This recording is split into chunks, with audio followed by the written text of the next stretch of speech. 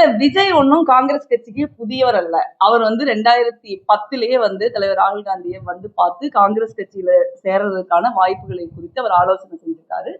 அது அது பல்வேறு காரணங்களால அப்ப நடக்கல. அதனால அவர் எங்களுக்கு தெரியாதவர் அல்ல, அவர் எங்களுக்கு தெரிஞ்சவர் தான். அப்புறம் அதே மாதிரி ஒரு துரதிருஷ்டவசமான சம்பவம் நம்ம ஊர்ல ஒரு மிகப்பெரிய துயரம் சம்பவம் நடக்கிறப்ப தலைவர்கள் பேசுறதுதான் வழக்கம் தான்.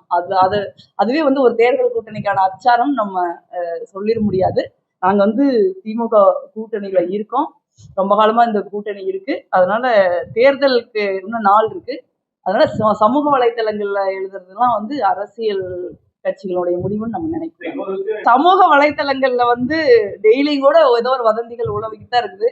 சமூக வலைத்தளத்துல என்ன பேசுறாங்கிறத வச்சு தேர்தல் கூட்டணிகள் உருவாவதில்லை. இல்ல நிறைய ஸ்பெகுலேஷன் இருக்குதான் செய்யும். நீங்க தேர்தல் கூட்டணிகளோ இல்ல தேர்தல்ல சீட்டு ஒதுக்கீடு எல்லாம் நீங்க சமூக வலைத்தளங்களோட ஸ்பெகுலேஷன் அடிப்படையில நடக்கிறது இல்லை.